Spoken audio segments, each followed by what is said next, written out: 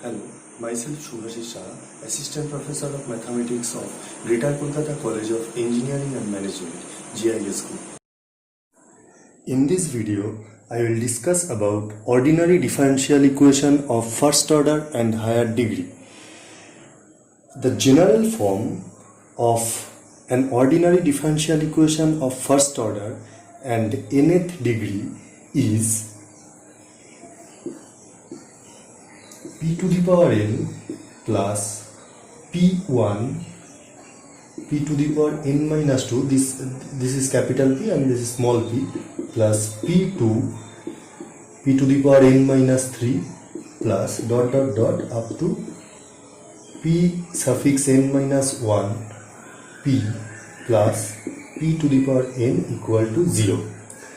Now what are these small p and capital P? Small p is used here to denote dy dx. In this chapter, we will use small p to denote dy dx and capital Pi, where I equal to 1 to up to n, that is capital P1, P2 dot dot dot up to Pn, they are functions of x and y. Okay, now to learn the solution procedure of this type of equations, we have to first know the types of these equations. There are 4 types of ordinary differential equations of first order and higher degree. Okay, so what are the types? First type, number 1, that type is called solvable for P. Solvable for P, that is dy dx. First I am writing the names of the type, and then I will discuss about each of the type. Number 2, solvable for y. Number 3, solvable for x, and last Clairaut's equation. Okay, so here are the 4 types of ordinary differential equation of first order and higher degree. Now I will discuss each of the type individually. First I will discuss about solvable for P. So the general form of this type of equation is like P minus f1xy plus P minus f2xy plus this will be not plus, into, this will be into multiplication, P minus fn xy equal to 0. That is, if you can factorize this equation like this form, then you can call this equation solvable for P. For your convenience, simply any ordinary differential equation of first order and higher degree which can be factorized like this form, then you can call that equation is solvable for P, which can be factorized in this form, that is called solvable for P. Now how this type of equation is solved? We have to take each of the factor. Since this is the product is 0, so any one must be 0, so we have to take each of the factor, that is P minus f1xy equal to 0, similarly P minus f2xy equal to 0. Like this we have to write all the factors equal to 0, and from each of the equation, this equation, we will get a solution. So since P is equivalent to dy dx minus f1xy equal to 0. So this is now a differential equation of first order and first degree. I have discussed in my previous video how to solve the first order first degree equations. Using those process, you have to solve this. So in this way, we will get n solutions for n factors, and the general solution will be the product of these n solutions will be equal to 0. That is the general solution. I will show you an example. I am repeating the general procedure. You will get n factors for nth degree equations. You will take the factors individually, will be equal to 0. After taking these factors, when you will get this type of equation, n equations, each of the equations are first order first degree differential equation, and you know how to solve first order first degree ODE. So you solve those equations, you will get n solutions, and the product of those functions will be equal to 0, and that is the general solution of this type of equation that is solvable for P. Now I will show you an example. Okay. Now see, this is an ordinary differential equation of first order and higher degree, and the degree is 2, since the power of dy dx is 2 for highest order, highest degree. So highest power is 2. So this is a first order higher degree ODE.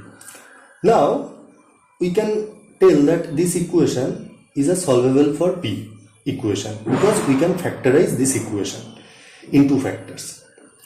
So if we factorize this, first I am multiplying this, p to the power minus x plus 1 equal to 0. Now I will take out p from first 2 terms, that will be p minus e to the power x and p minus e to the power x, and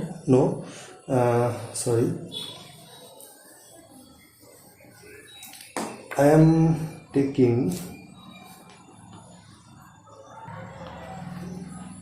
p from first 2 terms, p minus e to the power x, and from the last 2 term I am taking e to the power minus x taking out. So that will be p minus e to the power x, that is equal to 0. So p minus e to the power x is common, p minus e to the power minus x equal to 0. So this equation has been factorized into 2 factors.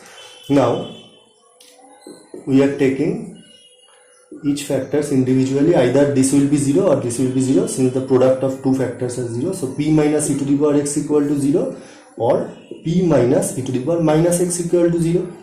Now I am writing dy dx in place of p, so that we can understand easily. Dy dx minus e to the power x equal to 0. So this is a first order first degree equation, and easily we can solve it. So this will be dy dx equal to e to the power x, and dy equal to e to the power dx. Now integrating both sides, we can write y equal to e to the power x plus c. I have not written the step integrating both sides. Okay. C1, I am naming the arbitrary constant as C1. Similarly, if we take the second factor, again we are writing dy dx in place of p minus e to the power minus x equal to 0, and dy dx equal to e to the power minus x. So dy equal to e to the power minus x dx. Now integrating both sides, I am not writing the steps that integrating both sides, I am telling you. So y equal to minus e to the power minus x plus c2. You should write what step you are using, what operations you are using. So you should write here that integrating both sides, and I have not written here. So this is y equal to minus e to the power x minus plus c2. This is the arbitrary constant. Now I am writing these solutions like this: y minus e to the power x minus c1 equal to 0,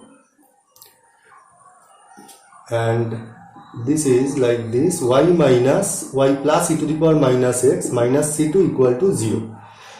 Okay. Now, as I told before, the general solution of our given equation will be the general solution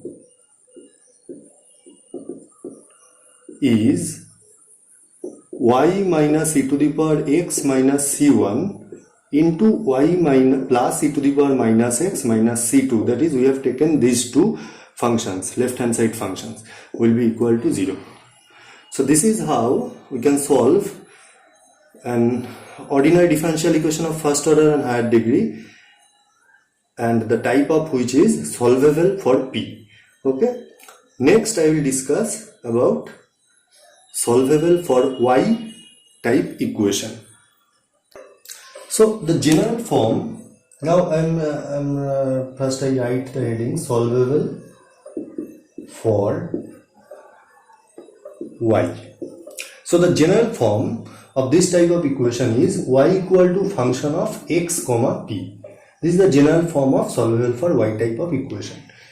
Okay. So to solve this type of equations, first step we have to follow that we have to differentiate both sides with respect to x. Okay.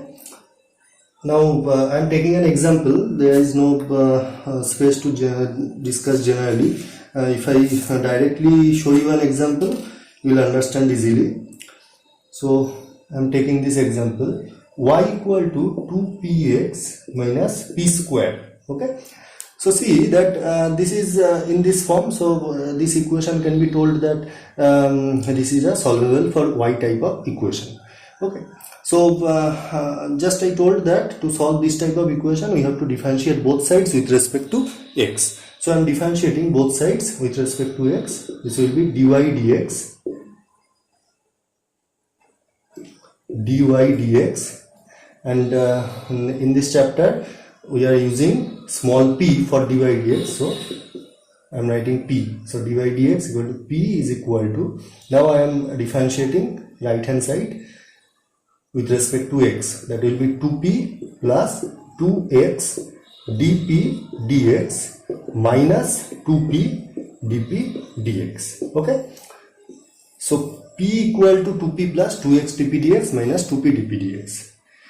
Now generally after doing this step, after differentiating, what have we to do?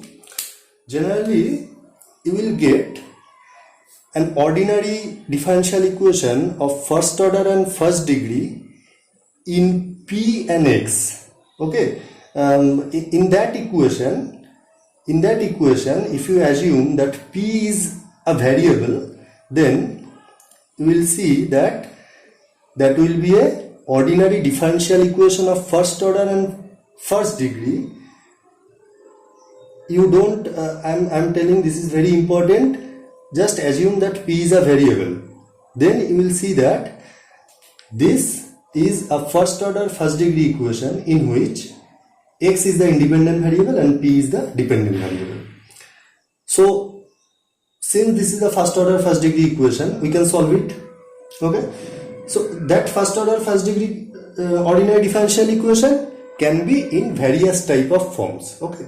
And we have already learned various types of first order first degree ODE, the solution procedure of those type of equation. So we can't tell that a specific type of first order ODE will come. After differentiation, that can be in any type of first order first degree ODE. So if I take this case, now I am simplifying this, p to p I am taking the left hand side 2p, so this will be minus p equal to 2x dp dx minus 2p dp dx. Okay. So dp dx will be equal to minus p by 2 into x minus p. Okay. So dx dp will be 2 into minus 2x by p plus 2, and if we write like this 2x by p, now you know this form. This is a linear first order first degree ODE which we have learnt in previous video how to solve. Okay. So this is a linear first order first degree ODE, and the integrating factor is e to the power integration 2 by p dp.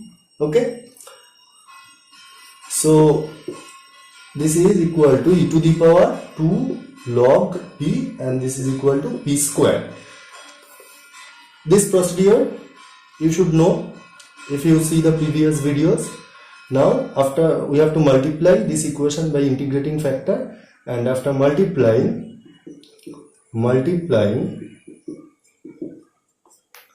by if, we get ddp of x into p square equal to 2p square. Now we integrate both sides. So integrating both sides, I am not writing this statement, integrating both sides, we get xp square equal to 2 by 3 p cube plus c. Okay, now it's time to write the general solution. This is not the general solution, this is the solution of this equation. Okay, and general solution never contains p, you know that. P means dy dx. So there are two ways to write the general solution. This is very important. Listen carefully. There are two ways to write general solution of this type of equation, solvable for y, and the next type I will discuss after this, solvable for x. For these two types of equation, after this step, for solvable for x type of equation, this procedure is almost same. After this step, during write general solution of our given equation, there are two ways. Okay, so first way, from this solution, after integration, what you will get, if you can find the value of p solving this equation, then put that value of p in the given equation, and that will be an equation in y and x.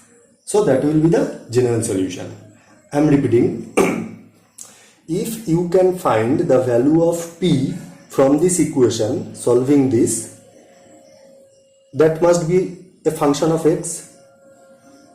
From this equation, if you get a value of p, that must be a function of x, if you can find. Okay, so that function of x, that is value of p, you will put the value here in the given equation. Put the value of p. So there will be only y and x, p will be eliminated, and that will be the general solution. But in some cases, it is very tough to find the value of p, because calculation is very, in some cases calculation becomes tough to find the value of p. So when you will face this type of problem that you can't find the value of p solving this, so what will you do? We have to find the value of x. Okay, if you can't get the value of p from this equation, you will find the value of x.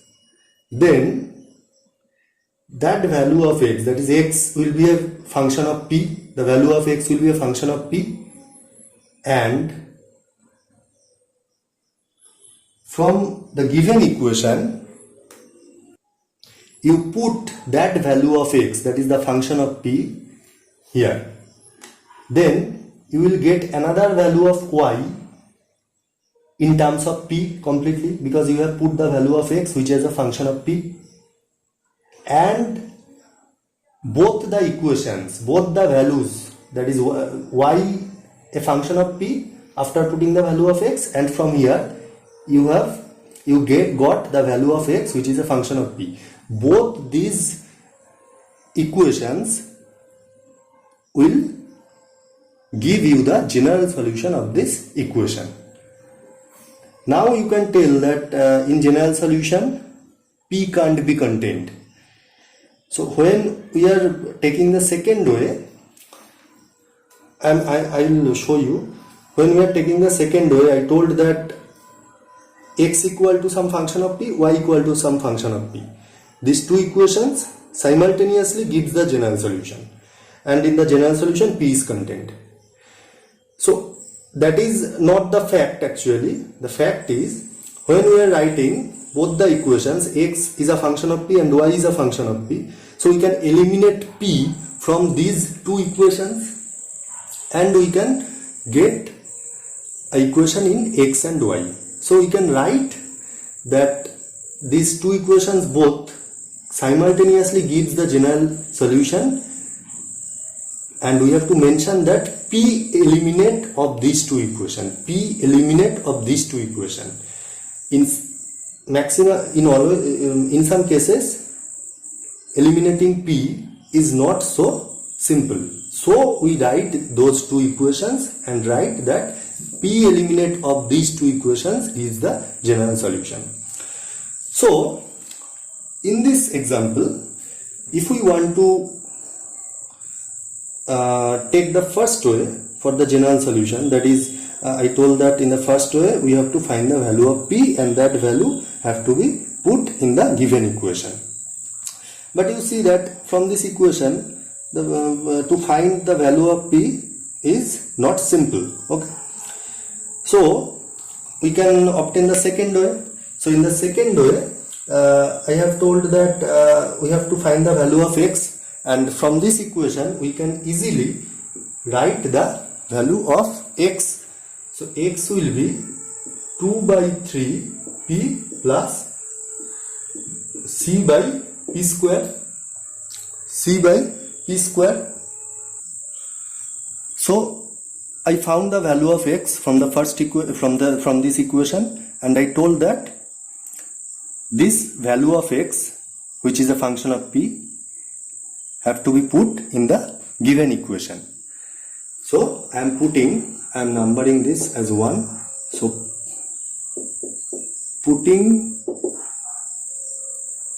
this is 2, putting the value of x from 2 in 1, we get y equal to 2 into p into the value of x. The value of x is this 2 by 3 p cube. Sorry, this will be 2 by 3 p. This is 2 by 3 p.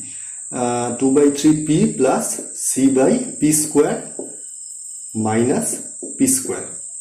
So this is the value of y, and again I am writing the value of x, that was 2 by 3 p plus c by p square. So these two equations gives us the general solution simultaneously. So we can write p eliminant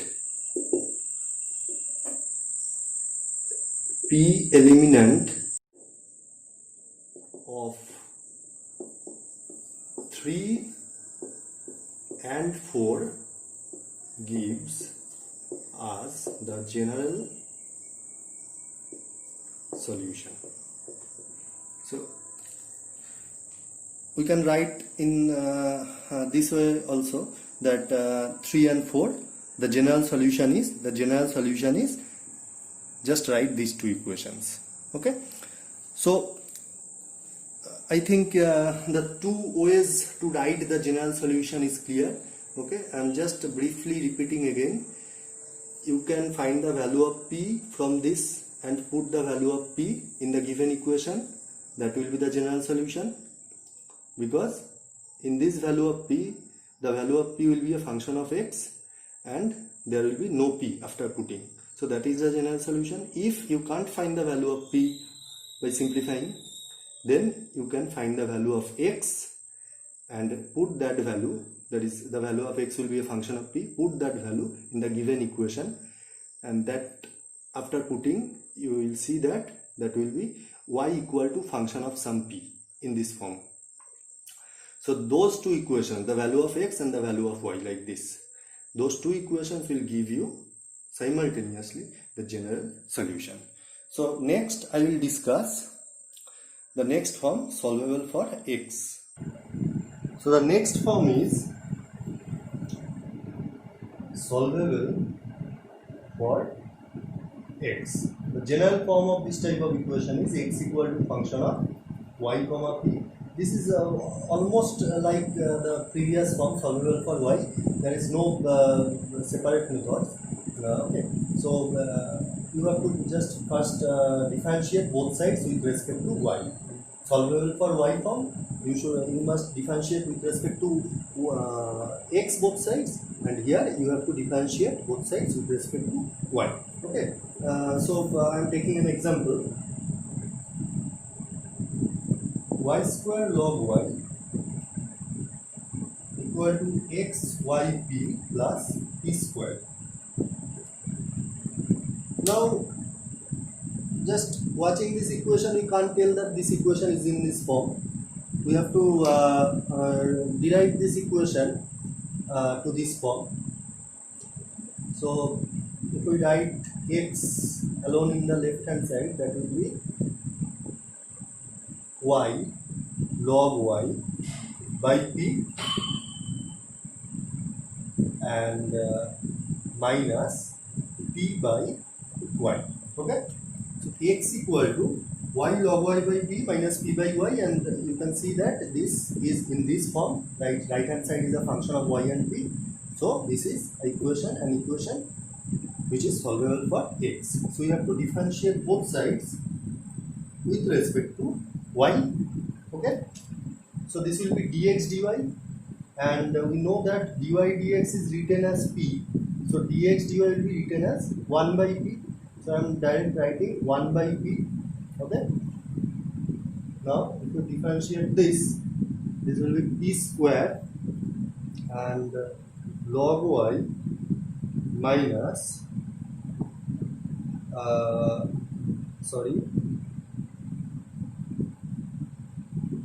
log y plus 1 into p minus dp dy into y log y minus. Now we are differentiating this. This will be y square dp dy into y minus p. Okay. So we have differentiated both sides with respect to y. I am not writing the steps. Okay. What I am doing the name of the operation. So here we have differentiated. You must write. Okay. Now just we'll simplify this and we'll try to take this equation in some familiar form which we have learned. So you can write 1 by p equal to, from this term I am writing 1 by p plus, from this term I am writing 1 by p log y minus y by p square log y dp dy. I am just splitting these terms, minus 1 by y dp dy minus p by y square. Okay. So this 1 by p are cancelled out. Now after cancelling out these two terms, you can write 1 by y dp dy. That is, we are actually taking common 1 by y dp dy from this term and from this term. Okay. So after taking common out, this will be 1 plus y square by p square log, this will be log y,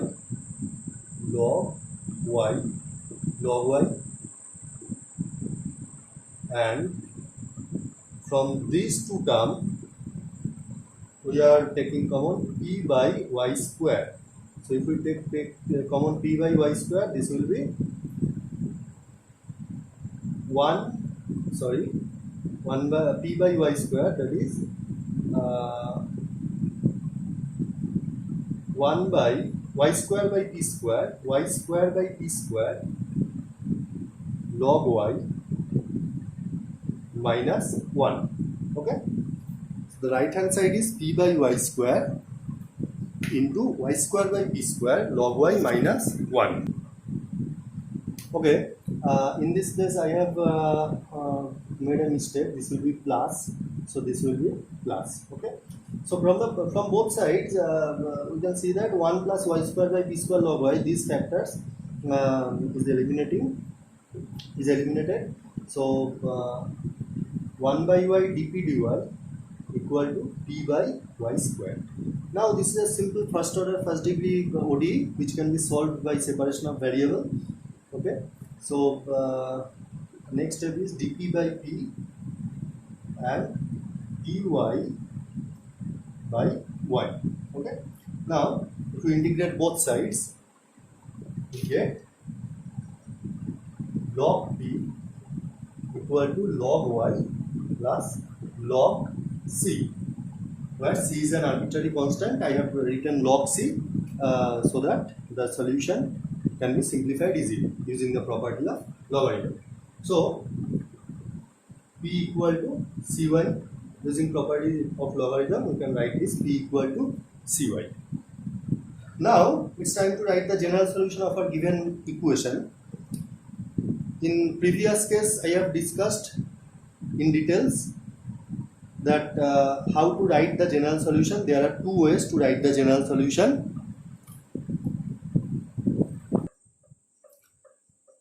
Of solvable for y type of equation and solvable for x type of equation.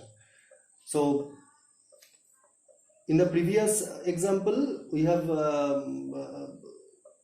taken the second way, and in this example we can see that from this solution we are getting directly the value of p. So we can put this value of p in the given equation. So putting this value in the given equation, you can get y square log y equal to cy. The value of p is cy, so this will be cxy square plus c square y square. Now this is the general solution. Since from this solution we are getting the value of p directly, so we will not follow the second way. From the first way I told that if we get the value of p directly, then put the value of p in the given equation, that will give you the general solution. So this is the general solution. So I will discuss next the last form, that was Clairaut's equation. Okay, so the last form is Clairaut's equation.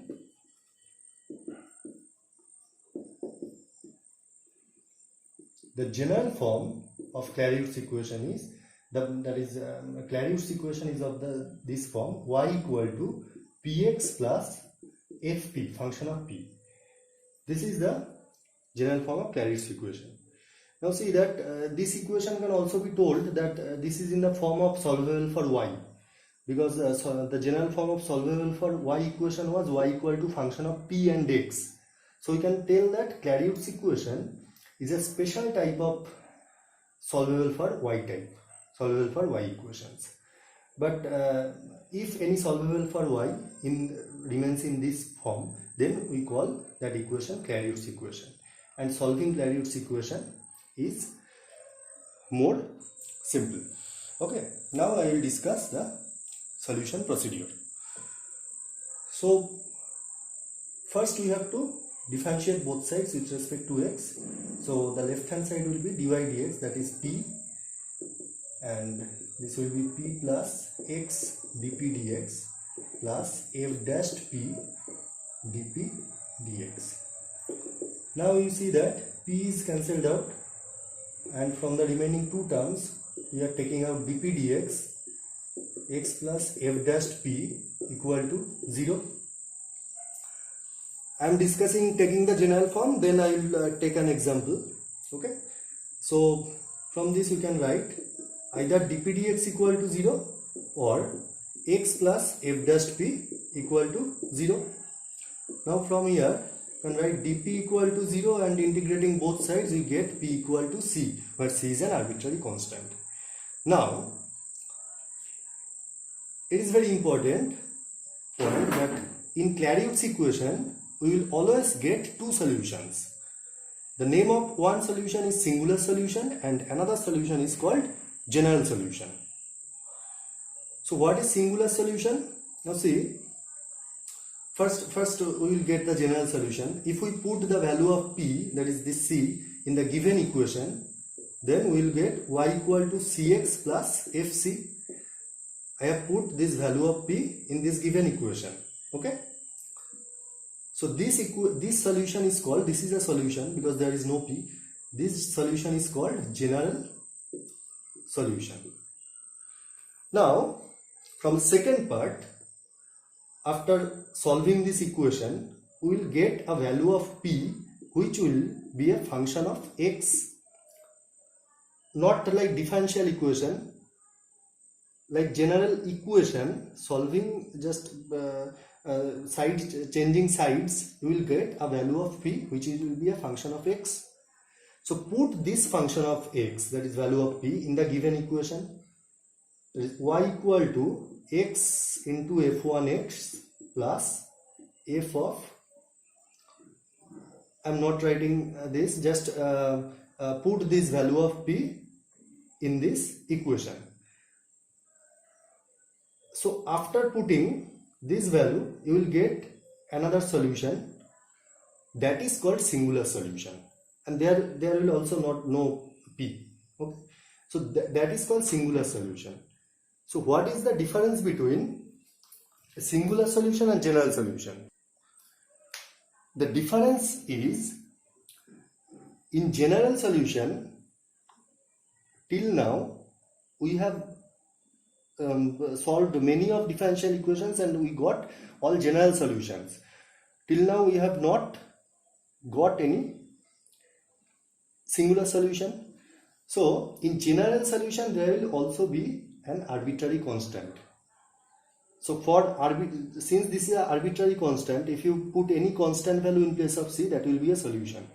Okay, so this is not a single solution. For different values of arbitrary constant you will get different solutions, and if there is no constant, arbitrary constant, after putting this function value of p in this equation, there will be no arbitrary constant. So that is called general solution. If there is no arbitrary constant in any solution, that is called singular solution. That is single. That solution is only one solution. Okay. So from Clairaut's equation we will always get two solutions, general solution and singular solution. And another important thing is, since the general form of Clairaut's equation, y equal to px, this form is fixed, fp is changeable for different sums. So this part is fixed. F dash p will be changed depending upon fp, function of p. So generally pp will be cancelled out and dp dx will be taken out from these two terms for all Clairaut's equation. So this part is fixed for all Clairaut's equation, and you will get the value of p same, that is an arbitrary constant for all Clairaut's equation.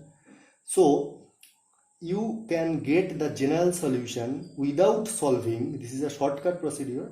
In examination you have to show the details, but if you want to write the general solution directly, just watching the ODE, given ODE, you can just put the value of p, that is an arbitrary constant c, in place of p, you will get the general solution. But for singular solution you must solve completely. Okay, now I will take an example.